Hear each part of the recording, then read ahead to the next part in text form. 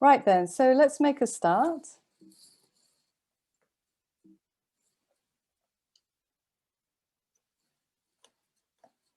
So a little bit about me. I've trained in environmental psychology as well as the classical Feng Shui. I've had a lot of press over the years because I'm passionate about the subject, and people are always wanting to know what classical Feng Shui entails. There's a lot of Chinese astrology that is relevant to the Feng Shui as well, and I'll be doing a Feng Shui presentation May the 4th, actually, because it's similar to the Chinese astrology but incredibly different, but the two of them work together.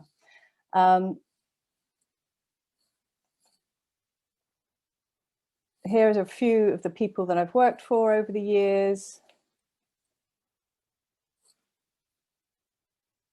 So I helped Red Bull find their offices. I've worked with the University of Oxford, the New China Centre there. And let's dive into the content now. So really, I am a Chinese astrologer who loves to show clients how to use this system, but I also remind them that it is just a system. Okay, it's just like putting on a pair of glasses. It's a wonderful tool. It's a modality. It's not the be all and end all of your life, you know. It's just a very useful way of looking at situations. It's really useful to look back on your life and see themes and patterns, and then that gives you some indication of what you can expect, but it's not fatalist as far as I'm concerned anyway. And the ancient Chinese have this lovely sort of way of classifying how we relate to the world. So that it's called the three treasures, basically. So heaven, the heaven treasure is like the fate, the mystery, and also your luck. But I believe that you can actually change your fate, and that's the whole point of understanding the astrology, is so that if your fate isn't that fantastic, you can change it. The human level is more about how you show up in the world, basically. So are you making the most of each day? You know, did you sort of do well at school or whatever, or you know, are you well educated? Are you educated in life as well as the sort of academia? Who are your sort of social friends that you exchange ideas and philosophies with? So there's the human level, the heaven aspect, and then the earth aspect is about your environment. So all these three work together to give you certain measurement points and sort of data points as well.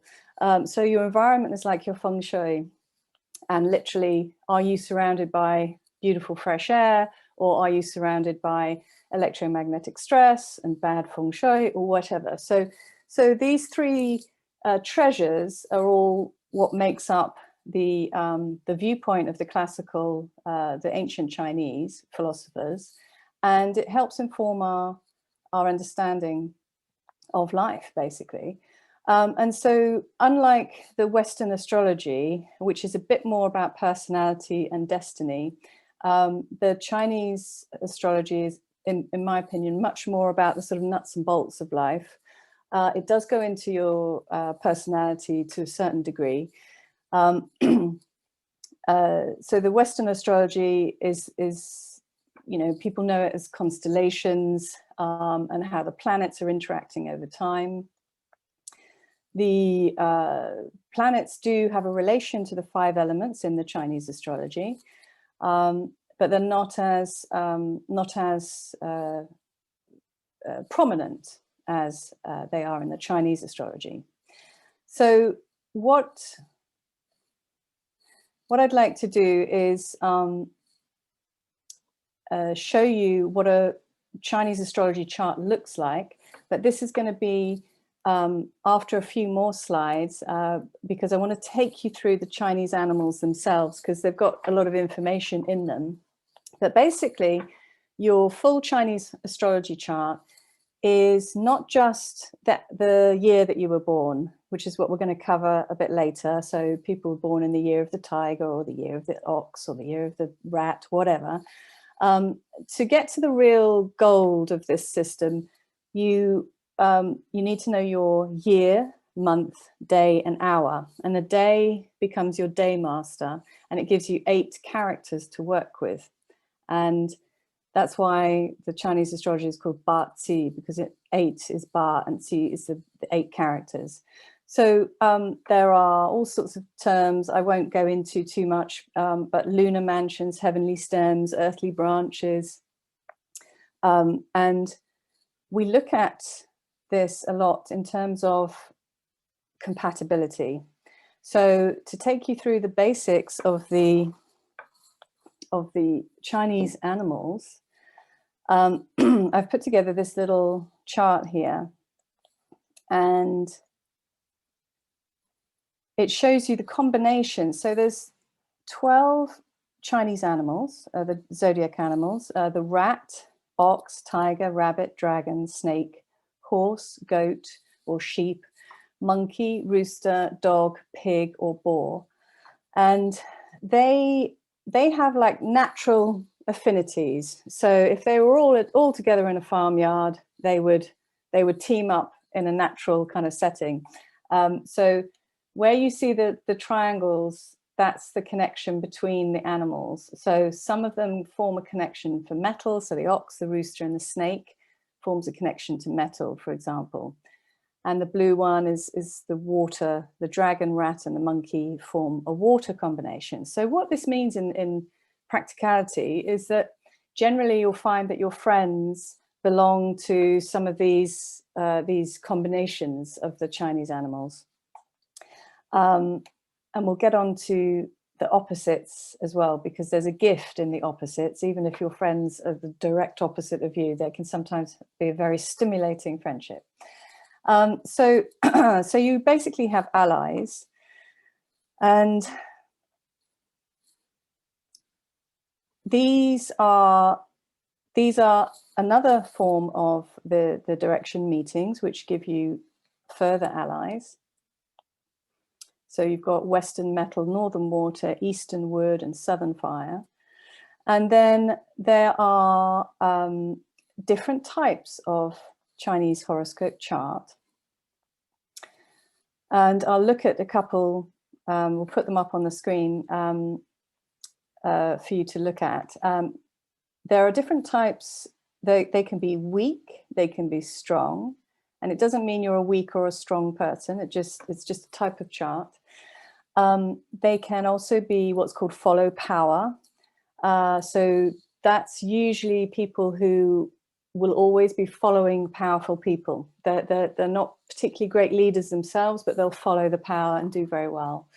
Follow money is very similar. Follow family, follow career. Follow career people can't sit still for 5 minutes because they're constantly producing, they're constantly active.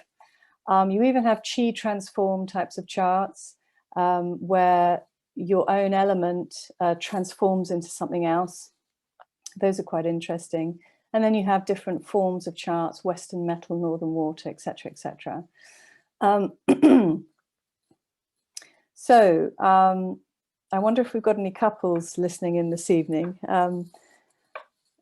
It's quite interesting to see who is a natural friend to you. And when we advise people on compatibility and marriage, for example, we want them to be good friends. We don't want them to be clashing.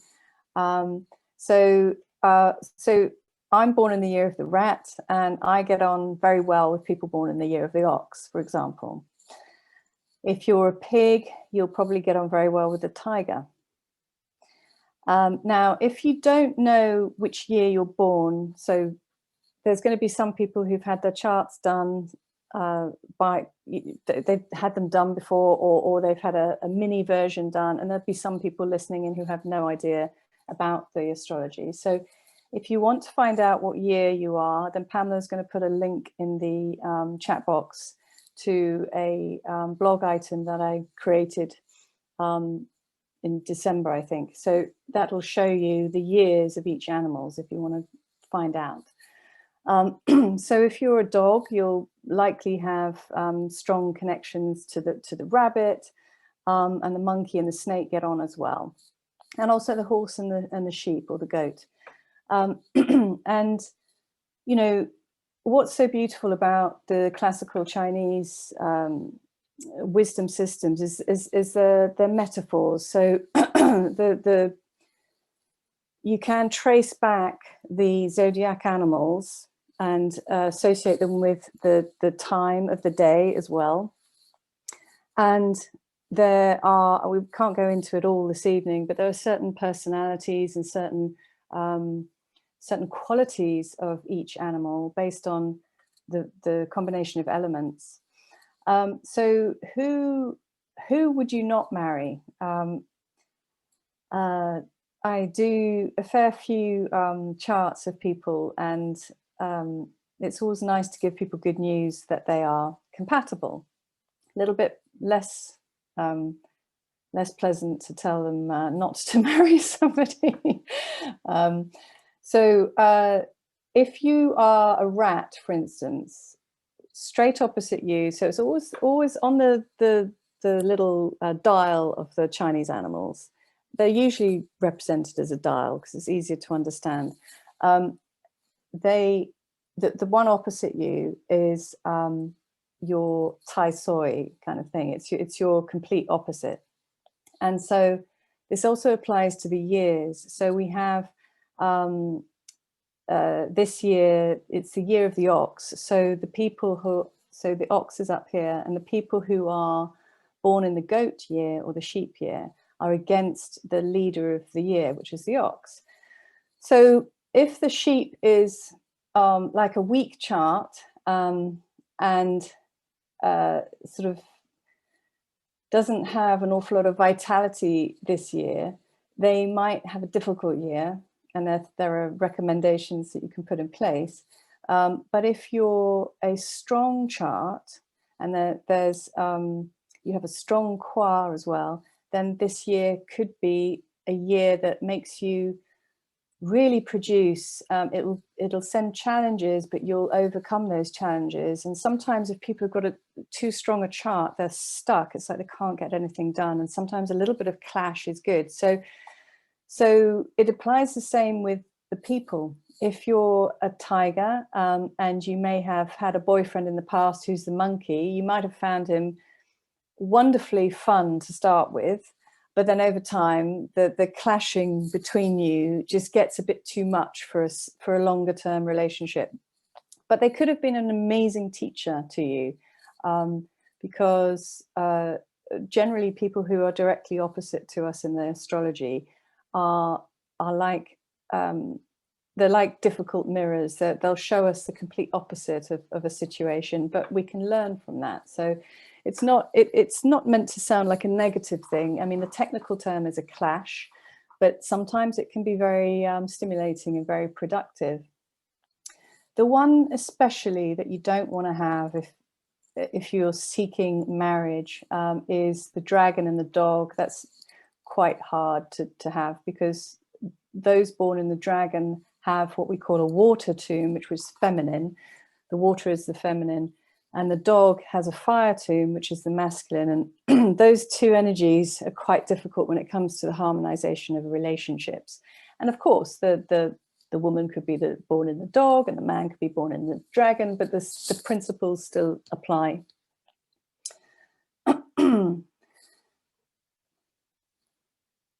So so you have your main Chinese animal, and it could be like so it could be a water tiger, or a wood tiger, or a fire tiger, or an earth tiger, or a metal tiger. each of the animals will have a heavenly element. So the animals are the branches, and the heavenly elements are the characters at the top of the Chinese astrology chart. And I just thought I'd bring in these lovely visuals for you, because if your day master, for example, is yang water, then generally, I mean, it does depend on the type of chart, but generally you're going to be quite a force of nature. You're just naturally yang water can be quite forceful, and it can also kind of generate electricity. It's like hydroelectrics almost.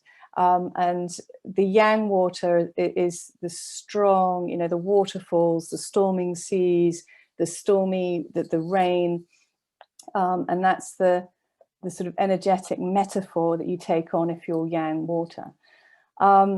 If you're yang wood, for example, you have that natural ability to have a strong vision. And again, it does depend on the rest of your chart. We're talking in generalizations here. But the gift of the yang wood is strong vision. The tree always knows where it's going, doesn't it? Like a seedling can push up through concrete. It's that powerful, can't it? It can find its way, even if it takes a detour. And also wood element is the inner vision as well, related to the 5 elements. So people who have yang fire in their chart, the yang fire is the roaring sort of inferno, the exploding volcano, and the beautiful sort of shining of the sun. And the yang fire people tend to be highly intelligent. It's just something that is very natural to them. And if they've also got water in their chart, they can be quite nervous, and you need to sort of give them advice on how to balance that out, because the water and fire clashes can be quite difficult. But generally they're very, very intelligent and smart. So the yin, it's not to say that yin fire people are stupid or anything. It's just that their intelligence is probably a little sort of quieter, a little bit more internal. And yin fire is more the sort of candle light. It's a softer quality to it. I'm just going through the yang, otherwise we'd be here all night if we did all of them. And yang earth is generally, when people have yang earth as their day master, they tend to be very stable and pretty productive. They have that core stability in them. And the yang metal charts make people a natural leader. They're sort of already naturally very boundaried. Sometimes it can be difficult for women with the yang metal to marry. They're kind of very boundaried, very strong. Love strong women. It's not a judgment in that regard. It's just that the energetics sometimes can be a little tricky for the guy to navigate. But what I've found when advising people over the years is, if they understand the challenge, they can find the gift in that challenge and navigate it. And it takes away that sort of sense of it all being sort of personalized. If you can look at the astrology, and that really, really is helpful. So, oops, on to the other page. So I've taken away the names of these people, but this is an example of a weak water chart, female.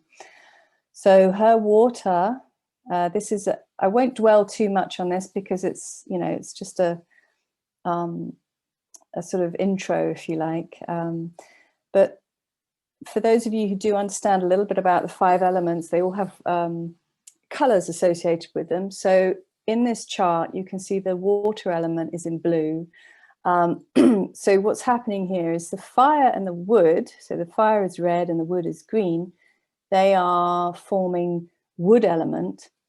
So they're draining this water, The water is born in the summer because the sheep is in the summer, so it's already in the wrong season. Water likes to be born in the winter. And so there's only a little bit of metal support here. And again, this water here is turning to wood, so it's very weak, but it can't follow either, because it's just there's other clashing aspects. You've got the earth down here. So in this instance, you would want to support the water, which means go and live by a lake, for example, or live by the river. You wouldn't want to spend too much time up in the mountains, for example, away from the water, unless you've got a beautiful hidden lake up there. So this is a strong fire chart, even though the person is born out of the season. So fire born in earth isn't great. She's still born in the summer earth, so it's still very warm earth. And so she also has very strong roots. She has the horse underneath in her roots. The roots immediately below her are fire, so that gives her a lot of support. She has wood element to support the fire. She has another wood element over here and another strong root of the fire energy. So she's very strong. So this person will be super confident, very outgoing, and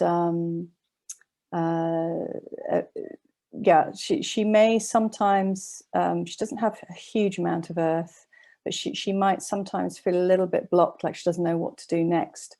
So with a strong chart, you don't want to give them any more of that element. So she wouldn't do well if she's living in a really hot country next to a volcano, for instance, or if she's wearing bright red all the time.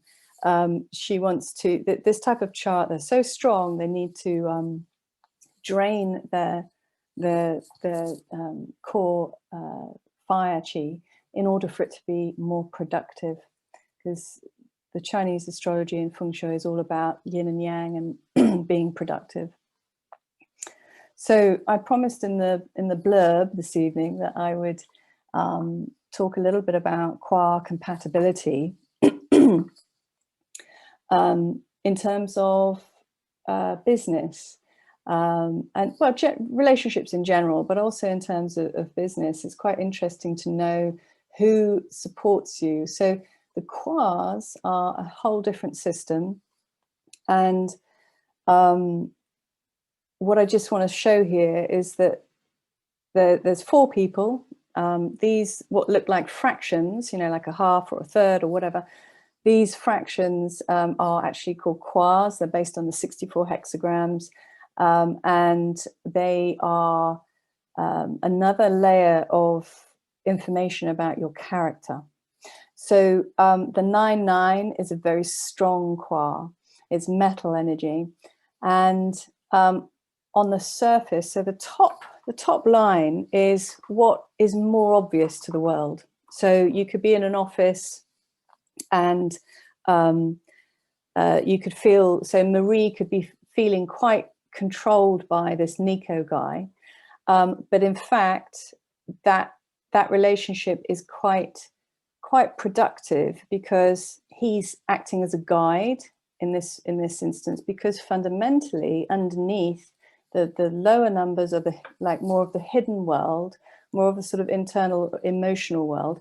He's actually very supportive of her. So any criticism that he gives at the surface is going to more than often get her to think differently and you know, come up with better solutions, or whatever the business situation is. And if we look at this other example, Alex and Anna, they appear harmonious on the top. So let's say Anna's the boss and Alex, 7 drains 3. Oh yeah, sorry, let's do it the other way around. Let's say Alex is the boss and Anna is, I don't know, a colleague or whatnot. So they will appear to be working very well together, but when Alex is away, Anna might be sort of gossiping about him behind his back, because 7 is draining to 3. 7 is fire. We're talking about early heaven here, not if anybody works with the low shu or has a knowledge of the low shu, that's different elements. But the 7 is fire, and wood feeds the fire. So this Alex could feel quite drained by this woman. So, and the underneath is always what the reality is, and above is what the appearance could be. So that's always quite useful in business to know, because obviously when you look at employees and their compatibility, you don't have time to do a full Chinese horoscope chart for everybody. So what we normally do, you know, I've done teams of like 50 people, you know, I'm looking at all these quas and seeing who's working well with who, etc. And then a similar example over here, John and Ella appear harmonious, and actually they are harmonious because they've got 1 and 6, which is yin and yang water, 3 and 8, yin and yang wood. John and Tim over here, again, they look like they might be harmonious, but Tim just always feels a little bit resentful of John, because Tim's 2 fire is controlled by the 6 of John's water. And it's this type of situation where you might meet a potential business partner and get on very well with them and chit chat and get all excited, sign agreements. And then over time, you start to think, oh, actually, something's not quite working. And so it's always a good idea to take a look at these. So the elements of the Chinese horoscope also, so we have the stems and the branches on the 24 mountain ring of the Chinese Lopan compass. And so I've put this here for you to, it's almost like a sort of intro to the next presentation I'll be giving on Feng Shui. The animals that are represented in your Chinese astrology will be present in the directions in your home as well. So that can give some very interesting levels of support and customization to the Feng Shui analysis. And this is a picture of my beautiful compass. And again, you'll see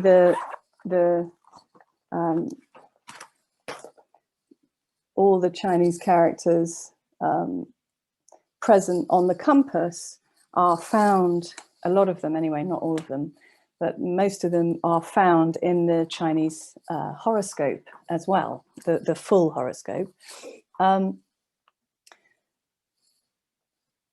So just a little bit about what I do. At the moment, I'm doing a few remote floor plan analyses, but I am doing a few on-site visits because the building industry is still open. Sometimes it's possible to do remote advice on a new build. Ideally, it needs to be on site. There's the Chinese horoscopes, etc., etc. And there's a video-based Feng Shui course that is coming out soon. So I think Pamela's going to drop a link into the chat about where to find me and the virtual services and this, that, and the other. Before we get into the forecast for 2021, there's a link here. ASW Chinese Astro.gr8.com, and there, if you go there, there's a complimentary Feng Shui and Chinese astrology report for health. So if you want to avail yourself of that, click on that link or the link in the chat box, and you'll be able to have that sent to you by email.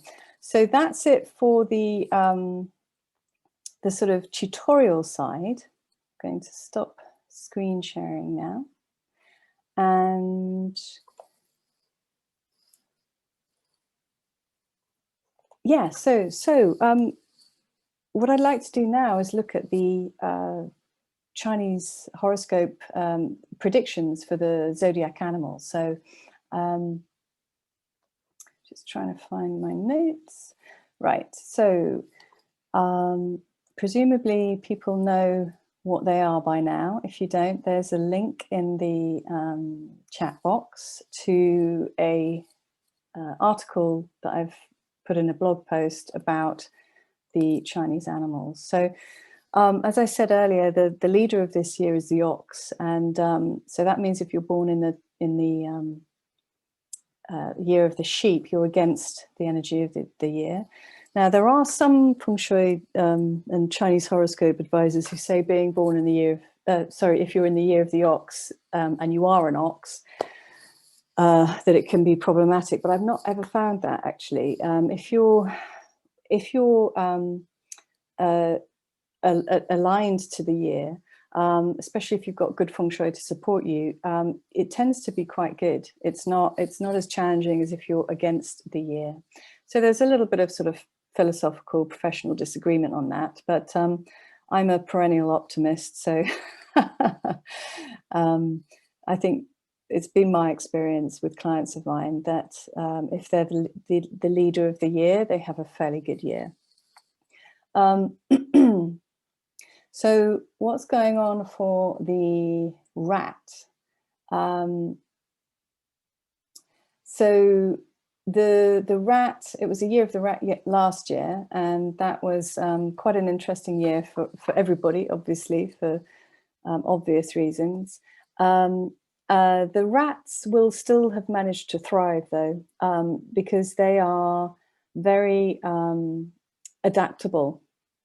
And the rat will get to their destination, even if they have to sort of take a circumventuous route, because they dart here and there, don't they, rats, you know. Very short attention span, most rats. And they struggle with focus. So this year, the ox will combine to the rat, and it will be a really good ally for you. This year should be very grounding for most rats. Obviously, it depends on the particular type of chart that you've got when we go into the year, month, day, and hour. But in general, those born in the year of the rat should find that they can ground themselves. Excuse me. And you do need to take care of your health this year, though, because there is a sickness star in the north this year. And the rat is, that's the home of the rat is in the north, so it's going to be slightly affected. There are some circumstances where that may not be the case, depending on your qua number. You might be missing from the north, so it's not going to affect you as much. But generally speaking, the rat needs to take care of their health. And doing a detox and making small changes to their routines will be highly advisable this year. So we've already talked about the ox. They should have a pretty good year in general. They also have a really auspicious star protecting them this year. However, I would advise against doing any sort of high wire activities like flying trapeze or anything like that. I personally love that. So annoying it's been closed. But anything to do with kind of zip lining, bungee jumping, ropes and things like that, or anything excessively dangerous, I wouldn't do that if I was the ox. Keep your feet firmly on the ground this year. The tiger, unfortunately, might feel a little lonely. There's a lonely star affecting them. And so this means that you need to take responsibility and tell people you're feeling alienated if you are, especially during these strange times we're living in. It's not necessarily easy. And reach out to people, you know, try and at least I find it useful having, you know, video conversations with friends, you know, if I can't see them in person, rather than just a voice at the end of the line. I would just hold steady. Don't try anything too ambitious this year. I mean, I'm a real fan of supporting people, but sometimes it's just not the right energy. And 2022 is going to be much better for the tiger. The rabbit will be having a nice, should have a fairly nice year, and they should feel a confidence boost this year, and they could have a likelihood of finding romance as well. So that bodes very nicely. And it could be good for them in terms of business. The dragon is a little challenged by a sickness star this year. So they'll need to look after their health a little bit more than perhaps usual. Regular exercise, not overloading the lymph, eating clean foods predominantly. And also the dragon needs to take care with intimate relationships this year, and make sure if you're in a relationship, that you look after one another very well, maybe go on an intimacy workshop or something like that, because otherwise there could be a threat from a third party this year. You might find somebody trying to meddle in your relationship. So, and again, for the dragon, I wouldn't advise doing any high-risk activities like bungee jumping or skydiving, or even skiing, actually. Skiing can be quite dangerous sometimes, even though it's fabulous. So the snake will also need to look after their health, because they're also affected by the sickness star. Again, as I said previously, there could be exceptions to that, depending on whether they are present in the southeast or not. They also have a natural affinity with the ox, so it should make for a productive year, and the ability to generate wealth, because there's some wealth stars for the snake. They might not be making the best decisions though, because they also have this kind of I don't know what to do kind of energy around them at the moment. So a way around that is to potentially get yourself a life coach or something, somebody to keep you on track this year, to keep you clear about your goals. So I always believe in every sort of difficulty in the chart creates a opportunity. They have powerful protection stars this year, so that's good. So the horse is going to feel much better this year, less oppressed or held back. It was a bit tricky for them last year. Your career should be stronger this year, but you'll still need to kind of make it happen. It's because the career energy is what we call quiet. So you need to actively engage. If you're dissatisfied in any way with your career, you need to actively engage in changing it or improving it. The money god is with you this year, so that'll be auspicious. You should be able to get some good investment advice, for example. You could also find yourself traveling more this year, or increasing your influence and your platform.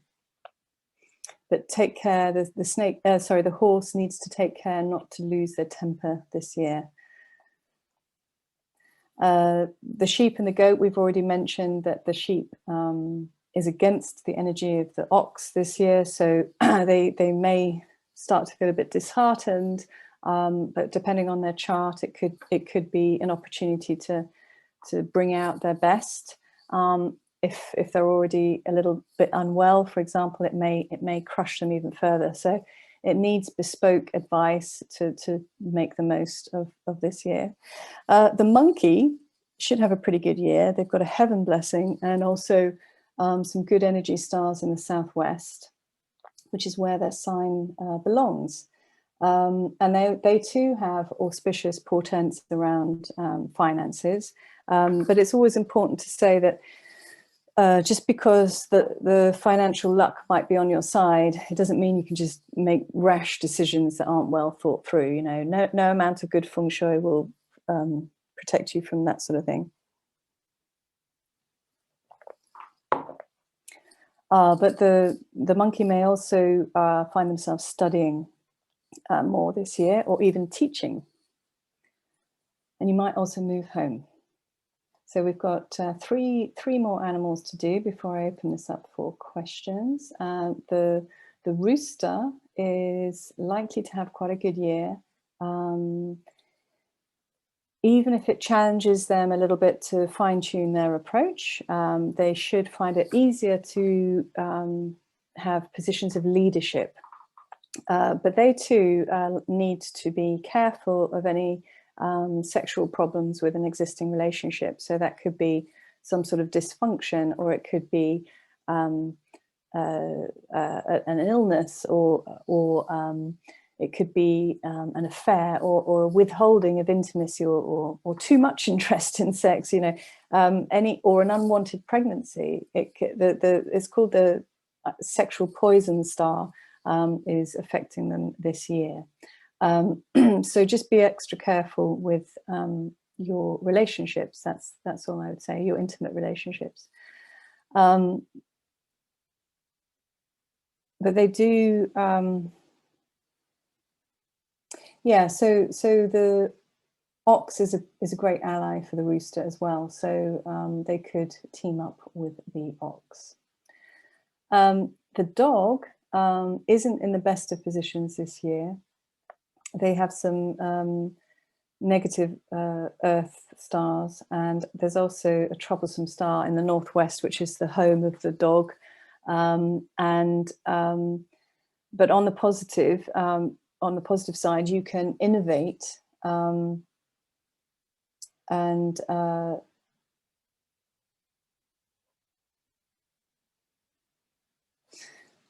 oh, I see. Sorry. Yes, I've misread my own notes. Sorry. So the troublesome star can help you to innovate, or if it works in the, so if that's in the positive, but if it works in the negative, you'll be bringing meddlesome people into your life. So what you need to do is avoid making rash decisions about who you're connecting with this year. I'd also not go caving or do anything underground this year. Don't worry if it's the tube or the metro, if needs be. But I'm talking about something like potholing or caving, and similarly sort of high risk sports like skiing or gymnastics. And also for the dog, don't be too concerned if you feel a little bit lonely this year. You can reach out to friends and family, or join social clubs online, or whatever. And your best ally this year is the pig and the horse. And so finally, the pig, also known as the boar, isn't in the best of positions this year. They have a few, they could have people trying to sort of pinch their energy a bit. So that means they could be taking credit for their achievements. They could literally be trying to rob them somehow. So take good financial advice and make sure you work with trusted advisors if you're the pig. And also get clear on your goals this year. You could probably do with hiring a coach of some description.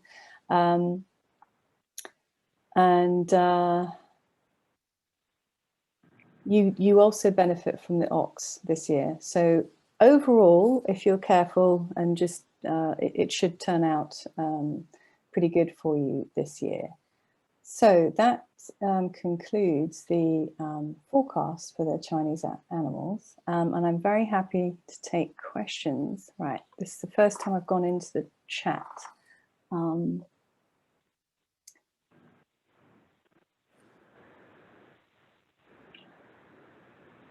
So does anybody have any questions that they, how can I know which element I am? So the element, so you'd need to have a full chart done, Cora, I mean, there are online calculators, but they're not that reliable. It's best if you have a full chart constructed for you. Then you'll know what your day master is. I was told I was born, so Aiko, born in the year early January before Chinese New Year.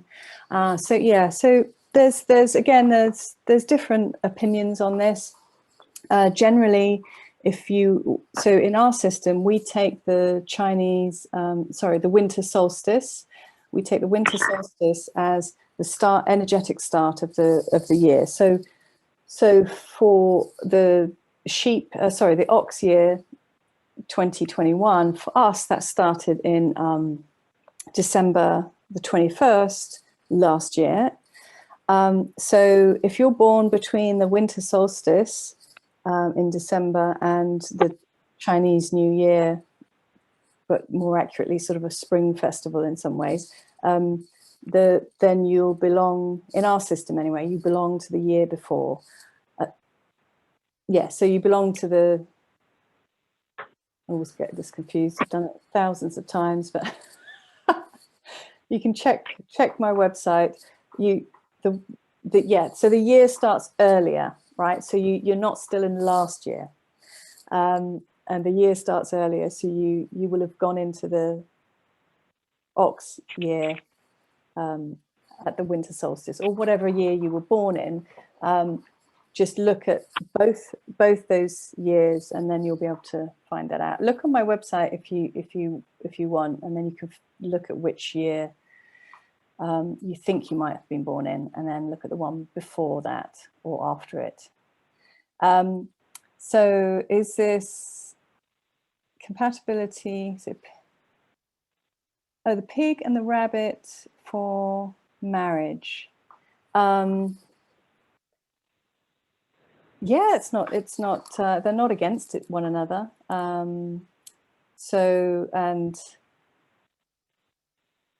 Yeah, should be all right. It should be all right.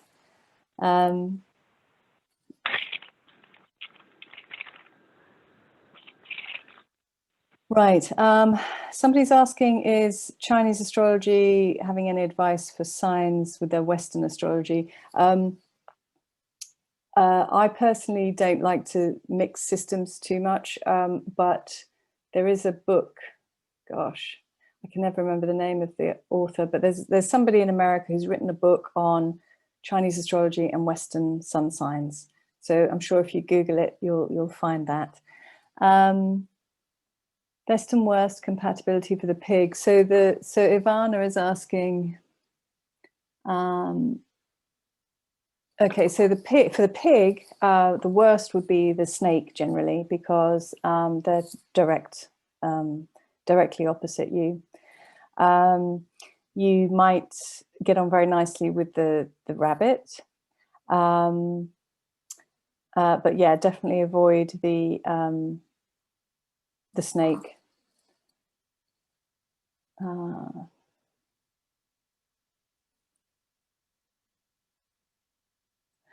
So you can see the prices for somebody's asking me, Mark is asking what the prices are. They're on my website. It's $280 for a 60-minute call, or it's $495 for the full chart. Best and worst marriage for the compatibility for the dog. So dog, definitely try to avoid the dragon unless you're madly in love with them.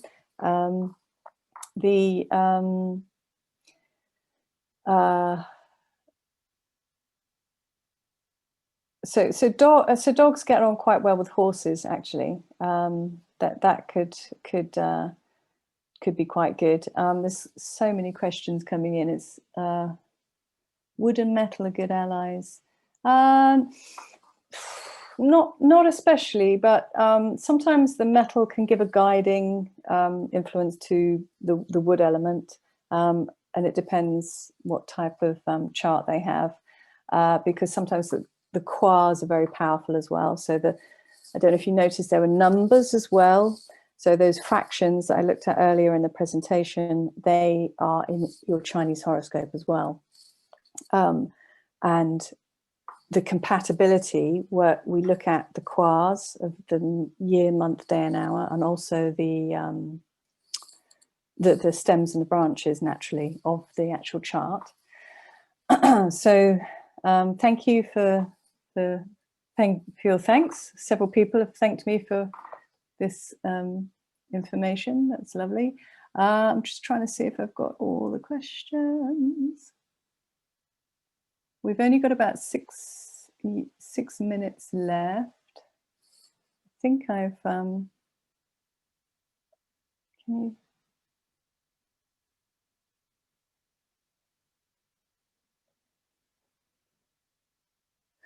So Kashana is saying that, could I touch on the ox?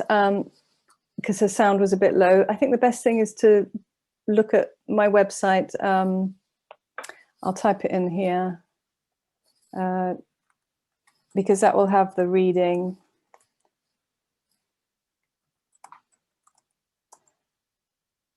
Is that it? Yeah. And just remember that the reading about your Chinese animal is a little bit like looking at the astrology in I don't know, Vogue or whatever. It's going to be quite generalized. It's good fun, but it's that there's an awful lot more to it than what your year is. But it's a nice place to start, obviously, if you want to start understanding it. Oh, best love match for a female dragon. Oh, well, potentially the rat might be quite good. Maybe also the rooster. You never know.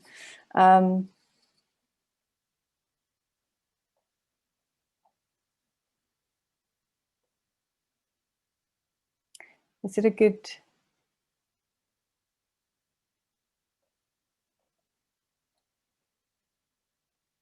year for love relationships for the ox? I haven't really looked at that, to be honest. I could do in a full report, but it's I just see the basics, really. You'd need to go into more detail to see if it's specifically a good time for you, whether you've got romance stars in your chart, etc., etc. There's a lot more to it, really. So the questions are kind of slowing down. Thank you for your attention. We've got 2 or 3 minutes left. Oh, Valerie, very good question. Do you also use intuition? Absolutely, yeah, I do. It's a beautiful thing to open somebody's chart, and while we definitely have our methodology to sort of fall back on, for sure, I'm always finding new ways to interpret the chart, and it's lovely to have the theory, but definitely when I'm reading the charts and sort of tapping into how it could be affecting somebody for that particular year or that particular month, there's definitely intuitive instincts that are working as well, because it's not, life is so varied, isn't it? And there's so many configurations and opportunities and choices that it's not always, you're not going to see every single thing in a chart. So you have to kind of, I as a consultant have to look at similar situations from the past in other charts, for example, to advise on somebody else's.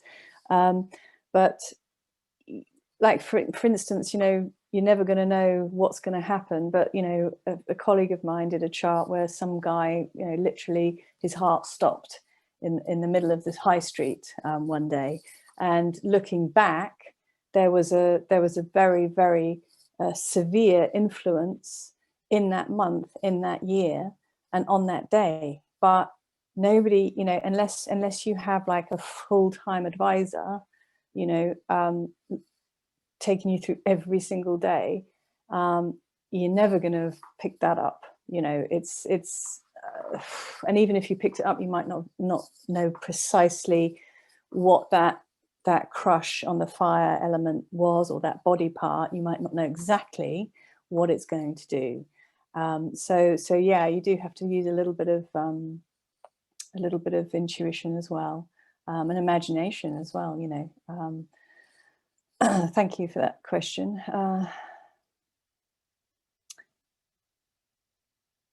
Occidental astrology.